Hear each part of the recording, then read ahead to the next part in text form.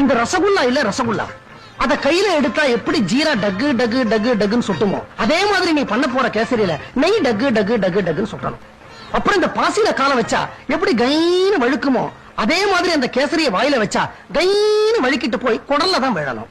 யார் குடல்ல? கண்ணம்மா, நான் என் பொண்டாட்டி கிட்ட பேசிக்கிட்டு இருக்கேன், நடுவுல நீ தலையிடாத. உங்க பொண்டாட்டி ஆகிறதுக்கு முன்னாடி இருந்தே நான் இந்த வீட்டுல வேலைக்கு சேர்ந்துட்டேன்.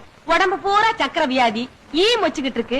இந்த லட்சணத்துல கேசரியில ஐயாவுக்கு நெய் டக்கு டக்குன்னு சொட்டணும். கண்ணம்மா, நீ சும்மா இருக்க மாட்ட. கோதாவரி, வரவங்கள்ல 4 பேர் 4 விதமா இருப்பாங்க. ஆமாமா. சில பேருக்கு வெங்காய பஜ்ஜி பிடிக்கும், சில பேருக்கு கத்திரிக்காய் பஜ்ஜி பிடிக்கும், சில பேருக்கு வாழைக்காய் பஜ்ஜி பிடிக்கும், சில பேருக்கு உருளைக்கிழங்கு பஜ்ஜி பிடிக்கும். அதனால நீ 4 விதமான பஜ்ஜியும் போட்டுரும். இந்த பலகாரம் எல்லாம் வர்றவங்களுக்காக செய்ய சொல்லல, நாக்க தொங்க போட்டுக்கிட்டு நீங்க திங்கறதுக்காக செய்ய சொல்றீங்க. உடம்புல ஊசி எடுத்து குத்துனா காத்தா வெளியில போகும். அவ்வளவு வாய்வு வாழைக்காய் பஜ்ஜி உருளைக்கிழங்கு பஜ்ஜி உடம்புக்கு ஒத்துக்குமா? கண்ணம்மா, இதெல்லாம் வாய் இருக்க முடியாம தின்னப்பட வேண்டியது.